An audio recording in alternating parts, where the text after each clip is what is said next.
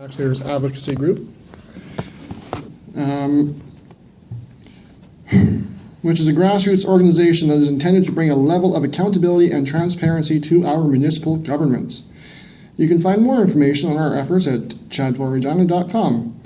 This evening, you have before you a recommendation to approve a report on the 2013 General Operating Fund results, which includes such items as an $85 million utility reserve and a $17 million land development reserve, just to point out two startling figures.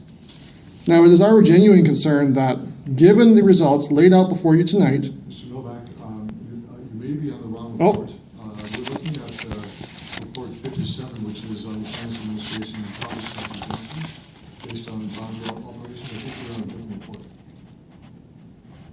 Oh, you are correct. Sorry, I apologize for that. So I'll start there. Start over here. Too much paper. Okay, let's try that again. My name is Chad Novak. I'm the founder of the Saskatchewan Taxpayers Advocacy Group, which is a grassroots organization that is intended to bring a level of accountability and transparency to our municipal governments. You can find more information on our efforts at chadforregina.com. This evening, you have before you a recommendation to approve property tax exemptions to the tune of $686,077.28 just for the 2014 year alone.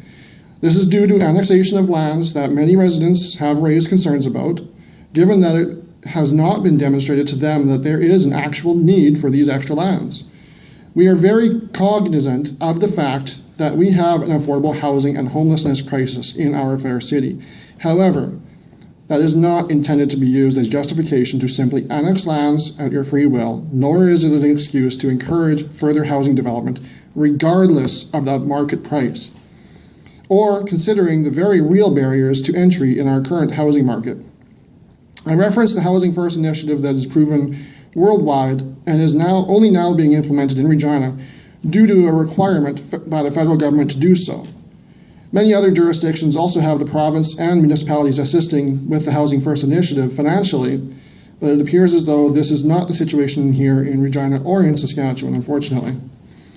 Upon a detailed review of the list of properties included in the report before you this evening, it seems as though this is not being done in a fair and equitable manner with the rest of the citizens of Regina.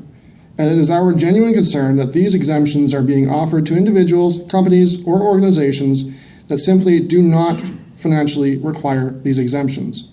Of course, these landowners would argue that they are entitled to the exemptions, given that they aren't being provided the same level of services as other service lots in Regina. But this is also the same concern that your very administration have raised with the desire for Wascana Village, for example, to be built just to the southeast of our city limits. Now, if it can be demonstrated that these landowners are actually some of the parties that formally requested that the City of Regina annex their lands in the first place, then it would be reasonable to assume that they should have been cognizant of the potential financial implications of such a request. Surely the City of Regina would have provided them full disclosure on both the pros and the cons of annexation during the due diligence process of the annexation.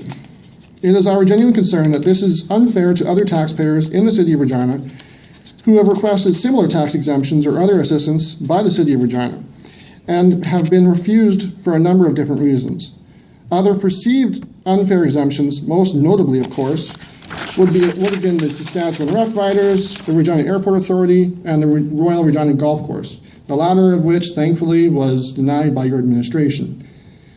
We currently have a situation in Regina that is unacceptable to many taxpayers on a socially responsible level, but also on a moral level.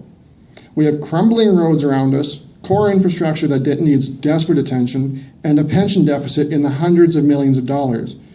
Yet our administration doesn't seem to bat an eye at approving record debt for a stadium, tax breaks for those that have failed to demonstrate the financial need for those breaks, and taxpayers that are being told that they must pay thousands of dollars out of their own pocket to get their basic infrastructure restored to the condition that it was when those properties were built some 50 to 75 years ago. Now, I don't know about you, but I would consider yourselves lucky that the taxpayers of Regina haven't started a tax revolt, similar to how businesses did back in the 1980s, which ultimately led to the elimination of the business tax. This is a democracy that we live in, and all taxpayers deserve fair and equitable treatment. And I would respectfully request that this be considered this evening when you vote on this recommendation before you, and deny every single request in full. Thank you for your time, and I will gladly answer any questions or concerns you may have. Thank you, Mr. Novak, for your presentation of the question of the delegation. There are none. You can return to the gallery, and Thank you. We'll proceed with report 57. Councilor Lee,